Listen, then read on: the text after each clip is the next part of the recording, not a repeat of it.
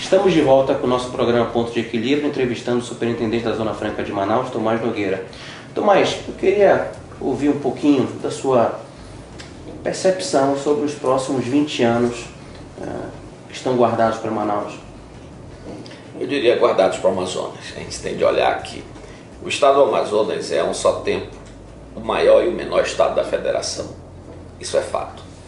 Com 1.570.000 km², nós somos mais do que o Sul e o Sudeste somado, nós somos mais do que os 9 estados do Nordeste. A gente precisa entender isso. E a riqueza do estado do Amazonas é gerada dentro de uma única cidade, praticamente, nesse momento. Então o que nós precisamos fazer? Nós precisamos continuar com os ganhos que esse modelo nos deu, que é importante, Marcelo, principalmente para o público nacional que você atinge, lembrar isto, tá certo? O Amazonas, graças ao modelo Zona Franca de Manaus, teve alguns ganhos que são muito importantes para a sociedade brasileira. Um deles é exatamente a preservação. Então nós tivemos como uma alternativa econômica eficaz a Zona Franca de Manaus e permitiu que isso aliviasse a pressão sobre a floresta.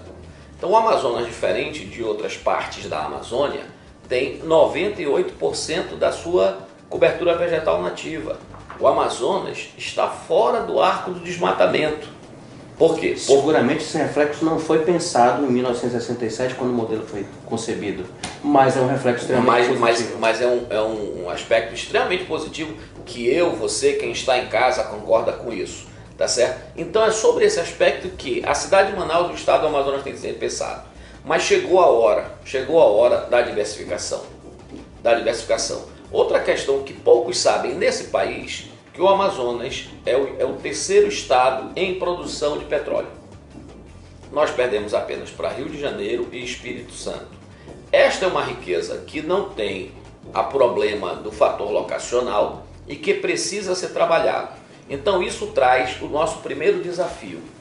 Eu creio que por conta disso, nós não podemos abrir mão de ter aqui um polo gás químico, um polo petroquímico. Ter petroquímica aqui de primeira geração.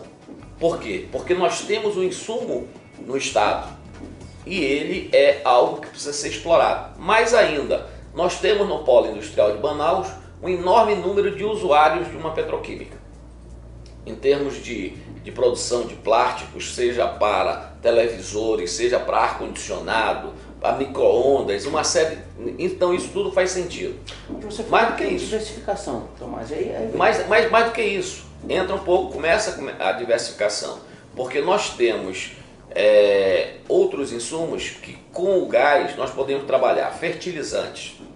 Isso é uma carência desse país em termos de fertilizantes. Temos potássio. Nós temos potássio, a silvinita. Nós temos também, com isso, a possibilidade de desenvolver a cerâmica fina. Nós temos um polo oleiro lá em Iranduba. Então essas são as alternativas. Mas nós temos de ir mais além. Nós temos de integrar a biodiversidade ao processo produtivo. Através da pesquisa e desenvolvimento. Vou dar um exemplo que é muito claro, que tem que ser didático, mas é desconhecido da enorme maioria dos brasileiros, que é o curauá. O curauá é uma planta de pequeno porte, uma bromélia, um abacaxi, tá certo? Que daí se extrai alguns insumos interessantes. Um do tipo mais clássico, que é uma corda, uma fibra, certo? De uma resistência muito próxima do aço, dizem os pesquisadores até maior do que o aço, mas mais interessante do que isso, num compósito com polipropileno a 20%, ele pode trabalhar como um plástico para diversas aplicações industriais. Então a biodiversidade... Traduza isso para o nosso telespectador. Ou seja, a biodiversidade, a floresta, pode oferecer o que a gente já tem pensado de forma clássica, insumos para medicamentos, fitoterápicos, insumo para a perfumaria, tá certo? Mas nós podemos ter outros insumos diretos para diversos processos industriais. Isso já estava na estratégia de desenvolvimento da Sulframo, desenvolvimento do polo de cosméticos e fitoterápicos a partir dos nossos produtos da natureza. Exato, mas nós temos de ir mais além. Esses dois polos nós temos de fortalecer. Mas hoje o CBA, que é o Centro de Biotecnologia da Amazônia, faz em parcerias com entidades privadas, estudos, por exemplo... Um tema recorrente de debate junto à comunidade acadêmica, ao governo, é como potencializar o CBA. Mas vamos ver como é que nós podemos incrementar o CBA. Mas o que o CBA faz hoje são pesquisas que nós podemos ter na floresta, na biodiversidade, sais, açúcares, espessantes, uma série de produtos que tem uma utilização que não é apenas nesse modelo clássico que nós estamos falando. O curauá é o exemplo. Então, aquele compósito que eu falei de polipropileno, ele pode fazer capa de celular. Mas, Tomás, nós temos notícia que há esse ano mais de 300 milhões de reais para serem aplicados em P&D. Não é importante termos uma estratégia para direcionar esses investimentos para um benefício para a comunidade? Bem, esse é o ponto importante. Está sendo discutido, nós estamos na fase final de discussão, conduzido pelo ministro do Desenvolvimento, Indústria e Comércio Exterior, Fernando Pimentel, com o secretário Alessandro Teixeira e a própria presidente, e também os outros atores do governo federal, com apoio também do governador Omar Aziz e a participação do líder do governo, nosso senador Eduardo Braga, nessa discussão. Em que sentido? De ter um novo modelo em termos de disponibilização de recursos para pesquisa e desenvolvimento. Nós estamos com uma proposta que hoje as empresas que pagam para a Sulframo a taxa de serviço administrativo, elas possam, ao utilizar esses recursos diretamente nesse sistema de ciência e tecnologia, possam descontar até 30% do valor devido ao título de TSA. Então não é um ônus extra, é na verdade um direcionamento específico. E esse gasto tem um condão de poder inclusive ser tratado na lei do bem.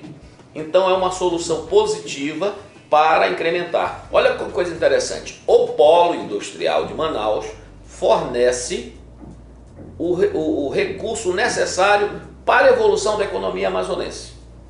Para a evolução da economia amazonense. Retroalimenta esse sistema de desenvolvimento. Isso está além, nós não estamos falando das regras de utilização hoje de recursos em pesquisa e desenvolvimento que existe na lei. É algo novo, é algo que acrescenta ao que aí está um volume substancial. É preciso registrar como uma externalidade extremamente positiva que a Universidade do Estado do Amazonas, que faz conhecimento, que é a única universidade do estado que está nos 62 municípios, considerando essa realidade geográfica do estado do Amazonas. É a quarta maior universidade pública no Brasil hoje.